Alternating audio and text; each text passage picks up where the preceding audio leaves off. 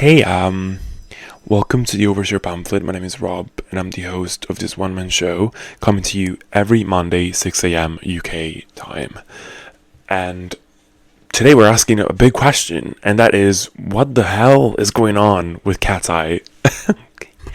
What the hell has been going on, I guess, with them? Because it's been a constant question of mine ever since they debuted. I think it's just been like a constant question of like, oh my god, what are these girls being put through? Like, what is going on?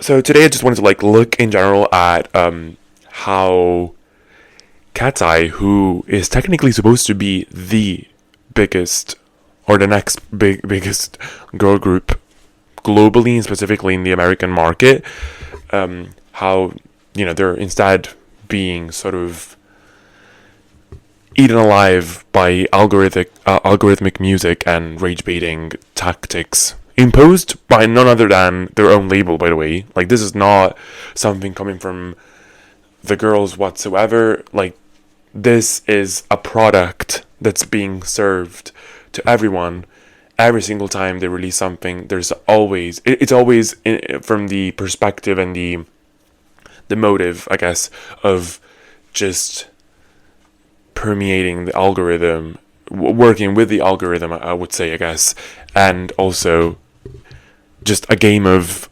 relevancy at the cost of like just artistic integrity, I would say, and just quality of music and in general. Like, it's just baffling. And I mean, yes, people, I'll get into like the gnarly situation of it all. That song, the most popular song that they have, to be honest, the one that many people blame to be the sort of like first stone or like the first brick in this massive wall, I guess, that they're building, the original sin. But if you look closely at how they debuted, and even from their first song till now, you can sort of sense that this has been the strategy from the beginning. Gnarly definitely was a game changer for them, for the worse, unfortunately, but it's always been that. Gnarly made it worse, but we'll get into that. Anyways, if you don't know anything about KATSEYE, this is the brief rundown. KATSEYE is technically a global girl group, but they were formed by this label, Geffen, in collaboration with Hybe. Hybe is if you're familiar with this podcast as well, I've talked about it a couple of times as well when talking about New Jeans, and this label is like the big conglomerate that owns BTS, still owns New Jeans basically, and a lot of other famous groups like, I don't know, the Seraphim, all these other groups, whatever. Anyways, 17, all that. So it's a conglomerate that has different sub labels, and they're all like owned by a Hybe basically. Anyways, Geffen and Hybe, Geffen being one other sub label of Hybe, they came together with the specific idea of launching a global group that is not made up of like solely Korean members, and they will be targeted for the Western audience. And so they to do that, they also launched this survival show called Dream Girls Academy, something like that, which happened, now I think more than almost years ago, probably even more than that. Anyways, the whole premise is basically like to launch a group that functions and is trained as like a K-pop group, but specifically targeted to the Western market. So all that you know about K-pop, if you know anything about K-pop, like the idol industry, very cutthroat, very much impossible routines of like training and extenuating circumstances about like literally working hours that like bring you to the brink of constant breakdowns basically. But like the I guess the point of view that they wanted to like bring, and I think it was a smart idea, to be honest, like marketing wise, is because like K-pop is massive, specifically with like younger audiences, and it did crack through, I guess, like the American market multiple times. Blackpink, BTS, even more recently K-pop Demon Hunters. Like the American audience specifically, and I'm not talking specifically about Europe, because Europe, I guess they do like their K-pop. France is big on K-pop, but the US has finally, like, really been showing signs of K-pop becoming a dominant force in the music industry. And you can say whatever you want about it, but like K-pop has always tried to like do that. Has always tried to like permeate the American market. Has always tried to do so. Like back in the days with SNSD, Wonder Girls, and all the other groups. Like I'm talking about second generation, third generation K-pop as well, with Blackpink being the most notable girl group example, and of course if you want to talk about male idols, BTS being one of the main successful groups who did it. But yes, like things, the K-pop has always tried to like permeate that, but I think this was a strong idea to adapt, I guess, in a way, the K-pop formula and training process to Western girls, talented girls, performers, I guess, put them through that process, and then create a group that feels like K-pop, but also is not supposed to be K-pop, but it is, but it's not. It always becomes muddy because technically K-pop is it's very much influenced by Western music a lot. Like they repurpose Western music to Korean like standards and Korean music taste. But yes, so smart idea. And this is also not the first time that other companies have tried to do this like type of global girl group with like girls from all over the world. But this specifically was heavily funded, and it was, heavily watched as well, because again, HYBE is the biggest company at the moment in K-pop, and so many people are familiar, I guess, with HYBE as well. We're tuning in, so they were racking up like a lot of attention, and through a survival show like this sort, it was. It's always a great launching pad, I guess, because you get attached to the girls and you root for the girls that you want, and then you see the struggle and everything else, team building and everything else, and then they debut, and then you get to support them. And so through this survival show, they picked 6 girls, and each girl was specifically selected for very specific reasons, I would say. They're all from different parts of the world. I mean, mostly I think they're all tied to the US anyways. Lara is technically of Indian descent, but I think she's from LA, but she is Indian basically.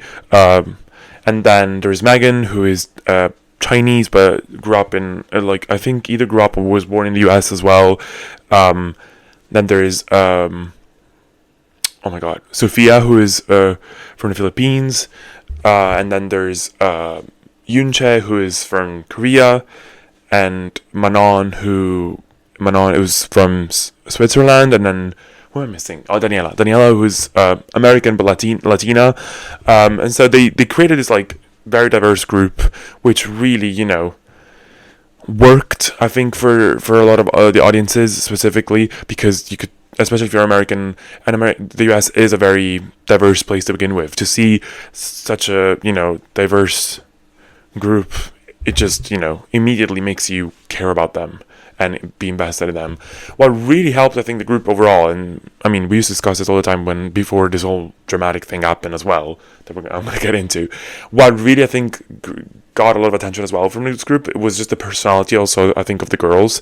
They're all very, very funny people, and they know how to like be on social media, they know how to do that, and the friendship that came through from their lives and from like all these like live streams that they did was just beautiful. Like it just created such a interesting concoction of like people first being not nudged, I guess, to like care about them, but also then having real examples of why you should actually care about them, and they were quite interesting people and all that. And on top of that, of course, the training system was amazing.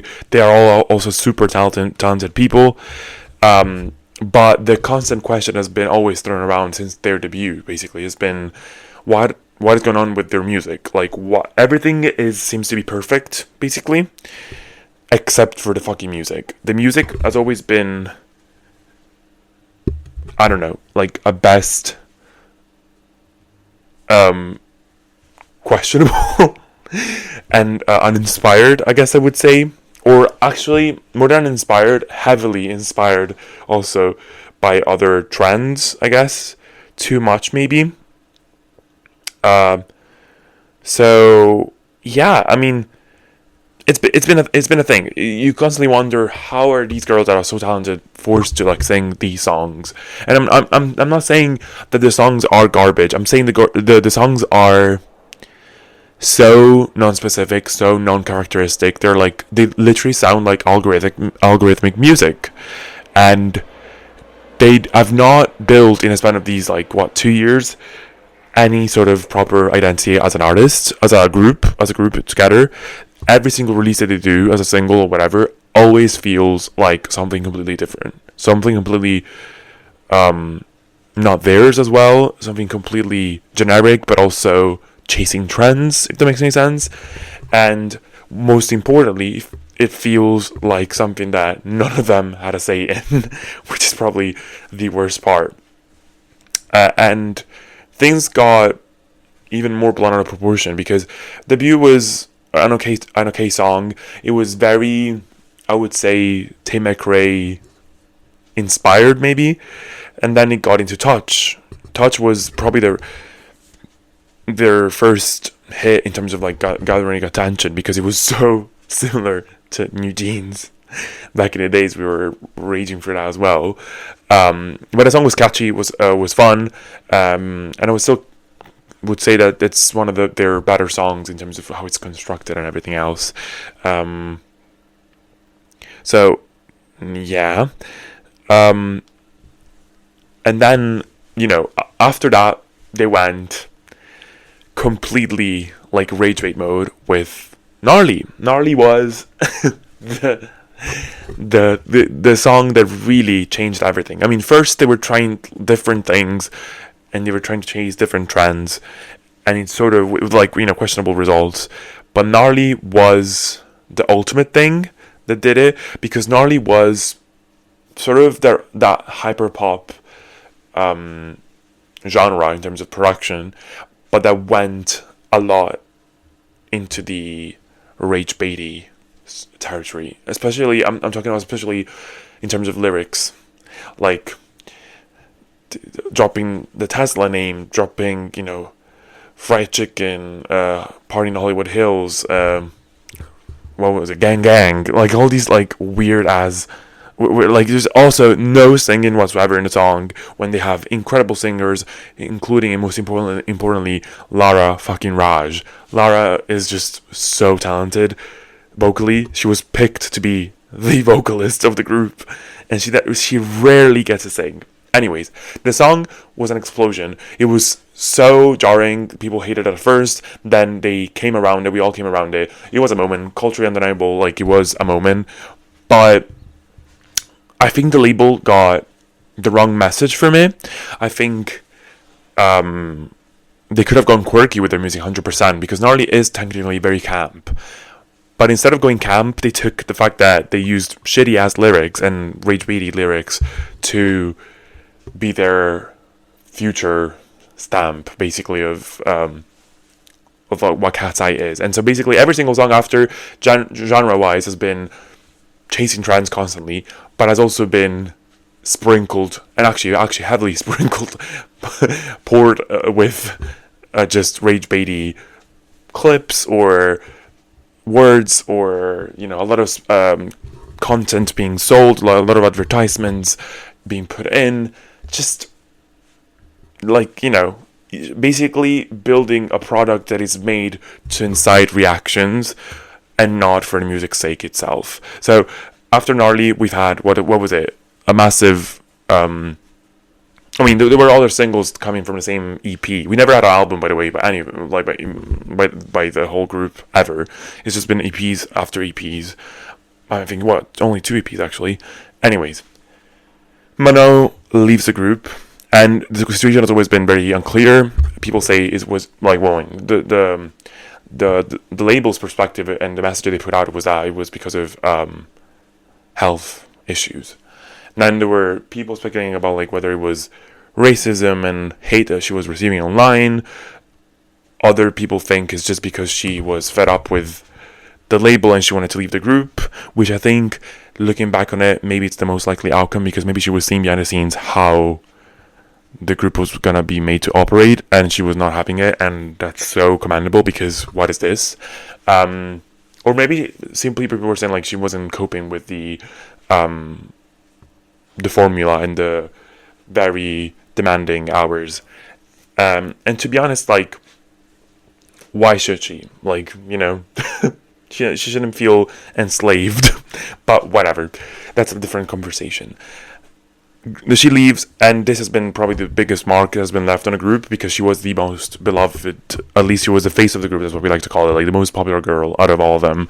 And ever since she left, there's been a hole in the group, and also a big stain on what's going on behind the scenes, because she's been actually very active, like in her private like profile on Instagram and everything else. She's been going places, she's been seen with famous people, she's been around Hollywood quite a bit. So people definitely, you know, have ruled out the fact that it was for, you know, health issues or whatever. It was completely different for sure, but that sort of made, I think, also gave the label the leeway to just crack down on this like formula that they wanted. Like, they wanted the group to be still a success regardless of Manon, and so they thought the cheapest way to do it was to just, like, again, put out all these weird singles and rage baity singles that make no fucking sense and have no musical identity. So then we get to the current era, let's just say, where, you know, Manon is still technically in a group, but technically not. She's not with the girls. She hasn't been allowed to leave. And, you know, like, there's still this, like, massive ghost in basically looming over. The label hasn't, you know, given a proper statement of whether she's out or not, even though she's hinting at the fact that she is permanently gone from the group. We still don't know for sure, but I think we can all agree that she's gone. So we get to this new era where, you know, the girls were supposed to, like, prove that they could still be a group without Manon. And Pinky Up comes out, and Pinky Up was... Oh, actually, before that it was also Eat Zucchini, but whatever. We're gonna pretend like that didn't happen, but unfortunately it did. They had that song Internet Girl, and they were telling haters to eat zucchini, whatever. Literally, that's the lyrics on the fucking song. I'm not kidding.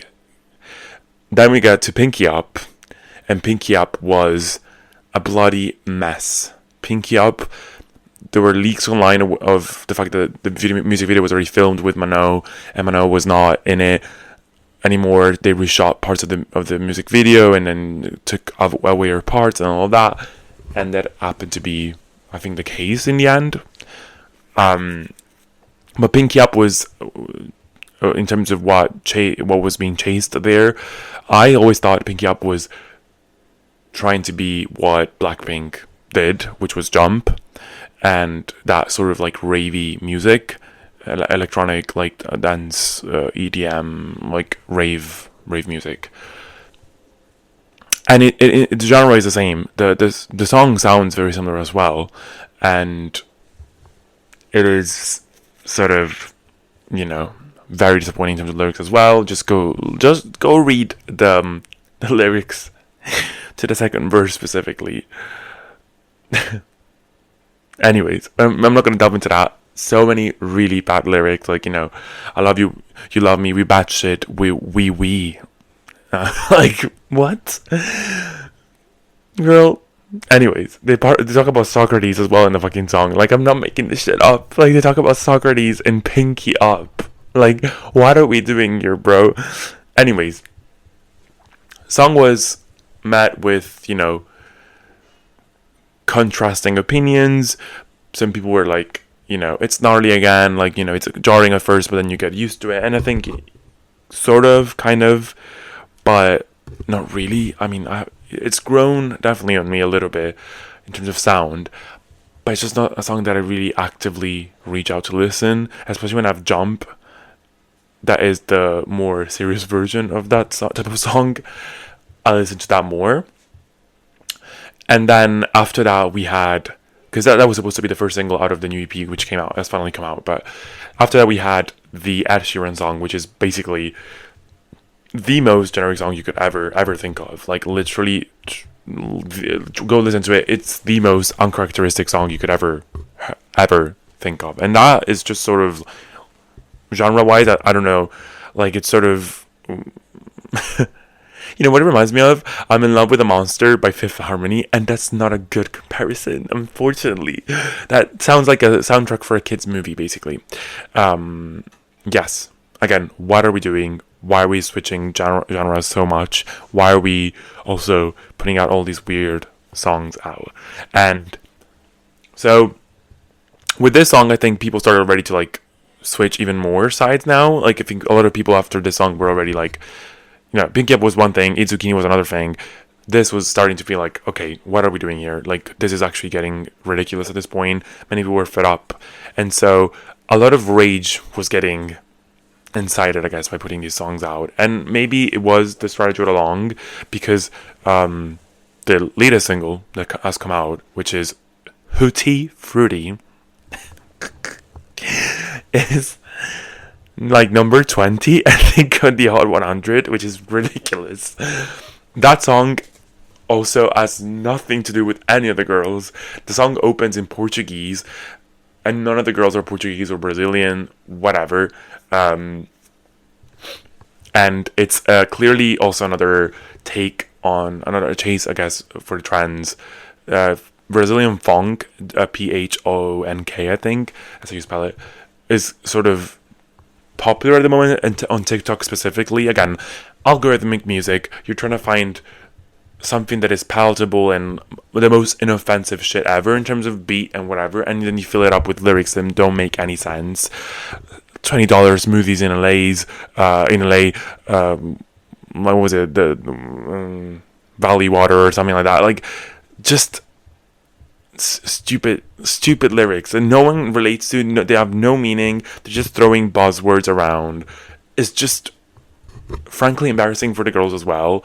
And when this song came out, there was a new statement that has come out as well, with part and parcel with the song, that was saying basically that another member was going to take a hiatus for health reasons. It was Sophia, the girl from the Philippines. And so now the group has gone from 6 to 4, and there was also a point recently where they've been out and about, and it's just 3 of them, because Megan has also taken a short break. I think we don't actually know if she's back or not yet. Either way, the girls are dropping like flies. They look tired as fuck. They look, honestly, like they hate what they're doing. If you see their interactions with the fans, there's always a like slight dig that they give to what's going on. Like, for example, Lara was saying, we've been here for Good Morning America since, like, what was it? Since 1 a.m. to get ready for this. It's like, what? Just ridiculous. They're making all these girls crash the fuck out. All of them are like going away for health reasons or whatever it is. And here we are, like, you know, just what the bigger question I have is what's KATSEYE's legacy going to be? I mean, surely you're creating fake virality by chasing these trends and like creating songs that are trendy by putting buzzwords in it and all that, but what are they actually changing about the music industry? What are they bringing to the table? What are they gonna be remembered for? Are they gonna just be remembered as the girl group who rage baited the entire internet multiple times? How long are they gonna last? They've only been active for 2 years, and the girls are just like going, honestly, like on a hiatus constantly. It's like, it's just ridiculous. Free them. Also, none of the songs that they have ever put out have been made by any of them. There's been no input whatsoever, ever. Like, it's just ridiculous. So, yeah, what are we doing here? I think also the fact that it's 20, like number 20 on the Billboard Hot 100, I'm sure it's making them feel like, I mean the label is making them feel that all they've done up until now is justified, and it's working, and it's going to be repeated, and it needs to be like this. This cannot keep going. We need to stop. I've seen a lot of like this latest song specifically I'm talking about. Every critic has basically botched it as just given the worst reviews ever, because it is actually at this point like bashing the listeners on their ears and like pretending like we're stupid and we're just gonna take whatever garbage they throw at us because we like the girls and because whatever. We need to stop engaging. I mean, clearly they're not wrong. It's number 20. Like, people are talking about it, whether for the good reasons or bad reasons. But again, where's the legacy here? What's the identity? What's the game changing thing that we're bringing to the mix? How are they going to be remembered in the future? Will they be even remembered? Will they just fade away like a trend and that's it? Like Fifth Harmony is very actually oddly similar to them, because I think Fifth Harmony, I think the difference is that none of the girls like each other in that group. Here, I think the girls do like each other, and they did bond pretty well. But I think it's just simply that a case of the label just throwing garbage out and working their asses off, and them being remembered for practically nothing, for just how embarrassing their songs are. So it's just not good. It's not going to cut it. So I think, again, a lot of people a lot of critics specifically are encouraging people to not engage anymore with this type of music until the label changes strategy and lets the girl breathe and like have more control over the music and over what they want to do with it and what they want to actually put out. I mean, there's always been a leak every now and then of like Lara and other people producing their own stuff and doing, some experiments, and they all sound incredible. These girls are like musically gifted. Let's not forget that. Like, the reason why they in the first place followed, like they signed up for this Dream Girls Academy to begin with, was because they are inclined and they want to pursue this. But I don't think any of them are going to have any relevance going forward. Before we end the episode, I just wanted to address one last thing. I've seen a couple of comments about this online as well, and it made me think quite a bit. And people were saying, well, but this is what do you expect? This is like what the K-pop formula is. And I would say yes, in terms of how manufactured and curated to the like tiniest detail the drop of the music is, like in terms of video, performances, concepts and everything else, and how marketing forward it is. 100%. That is definitely a K-pop element that has been brought over here. But I think if you look at many girl groups that have preceded them, none of it has ever been this outrageously like product placement adjacent, basically. I mean, every video they have, there's a product placement in. And yes, K-pop songs have some buzzwords, but the reason why they put buzzwords in English in their songs is because most of the lyrics are in Korean as well, and I think they want to latch onto some like foreign listeners as well. But like, think about, I don't know, Girls' Generation. When have they ever chased trends? Ever? Never. They've never done that. They have actually established trends in K-pop.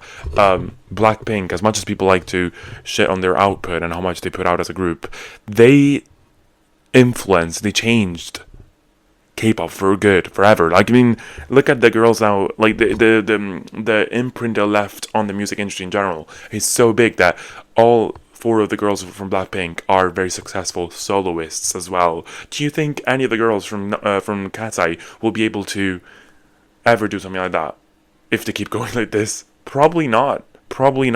Because we have not seen with our own eyes what each of the girls are capable of. It's just ridiculous. Think about, I don't know, New Jeans as well. They've brought back garage music, like in like, they brought it to K-pop in a period, basically, but they've sort of revolutionized what girl groups do in K-pop, and like they've created a sound that has been on the charts ever since. It's just ridiculous. Like, none of what has KATSEYE done? I'm sorry, like, this is ridiculous. I mean, I understand, yes, the K-pop influence was interesting, but and has definitely, like, brought some negative effect, but also, why are we not just blaming blatantly the label for just doing the most outrageous shit ever? So yeah, my plea to you all is to just stop engaging with this. Don't stream anything. Don't engage with this, and make the label eat their words and eat their strategies, because this is just not acceptable. And free the girls. They need to be free, please. Let them breathe. Anyways, sponsor of the episode next, and then song of the week.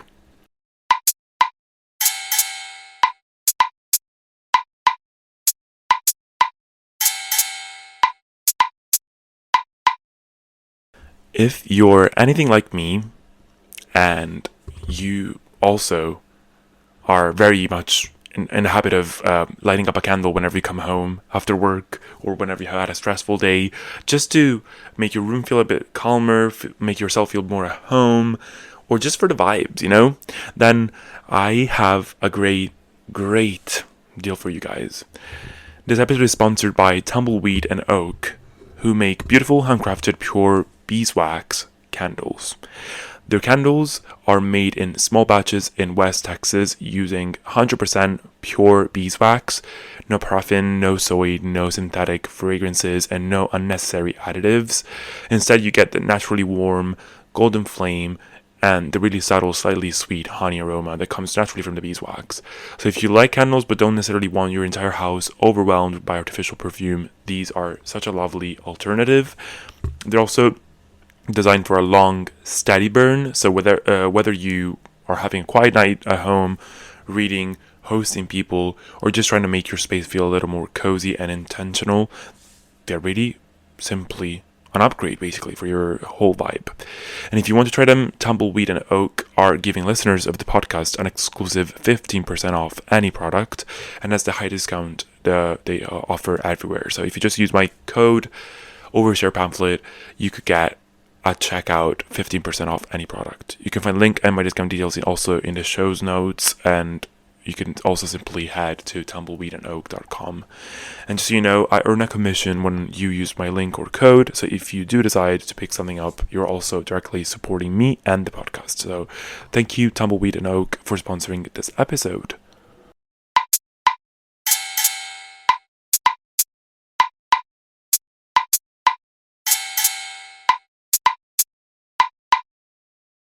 Right. These next 3 songs of the week are all sort of in the same genre. I think they're all electronic pop, dance, very electronic, almost pure, like I would say almost rave adjacent, very strong electronic pop songs. All 3 of them. I don't know why this week I've been on a mood, and I've just been listening to that and building up my playlist for the electronic pop songs that I really love. But anyways, I want to start off with a K-pop song actually. Pop Off by KiiiKiii. I've loved KiiiKiii for a while, ever since 404 came out. Has just been, even before that, BTG, Being a Girl, that was also a great song. But anyways, Pop Off is it's in definitely the electronic dance pop situation, but it's so 2000s. It's so Kesha coded, TikTok Kesha coded. It's that. Listen to it, and you know exactly what I'm talking about. That's literally what this is. Incredible production, so fun. The music video is incredible. Just go watch that as well. They play a lot of different early 2000 video games on the computer games and all that, including The Sims as well. Just fun. They shot it in Europe as well. I think in Italy, I would say. I think I've seen some signs in the video they are in Italian, so very fun. That song is amazing. They're even shuffling. They're doing the shuffle. Every day I'm shuffling. Literally, that's what they're doing. That's what they're giving. It's an incredible song, so catchy, so cool. The beat of the song is just amazing. I really love it. I definitely recommend. Then I have Enjoy Yourself, Very Cool Tutorials remix. This is more if you know anything about Tiffany Day, for example, or what, Najirachi, is that what it's called? Oh my, I always forget. Who Naji was the one who did the iPod Touch, iPod Touch, is that what it's called? I don't know. If you know what I'm talking about, I'm sure you do. Nina Jirachi, I think. Nina Jirachi. That's the kind of electronic rave music that I'm talking about. Super fun, incredible production. I think most of these songs are made specifically for the production rather than the lyrics, actually, I don't even know what they're saying, to be honest with you. But it's such an intricate production, very cool, so many details in it. That's the one thing I really like about electronic pop, is that the production goes insane. The remixes and like the DJs, whoever makes these tracks, they just are so careful with the details and they put in the song. So cool. I definitely recommend listening to this. And then Burbank House by Tobi Club. Tobi Club has been a recent favorite of mine ever since Tiffany they sent me on the electronic, like trance music, like dance music. I've been, super into Tobi Club. Many songs of Tobi Club are amazing, but this one, Burbank House, which is one of my faves, so good. It's also, I think I would say, hyperpop adjacent as well. So cool. It's just, if you want to rage, if you want to like really, I wish I could go to a club and like listen to these songs in a club that I go to, but like, I don't know how many people would play these, but so cool. Again, production here, so intricate, so complicated, so cool, so like satisfying to listen to. Yeah, give it a shot. It's such an interesting song. I love it. Love it. Such an interesting vibe.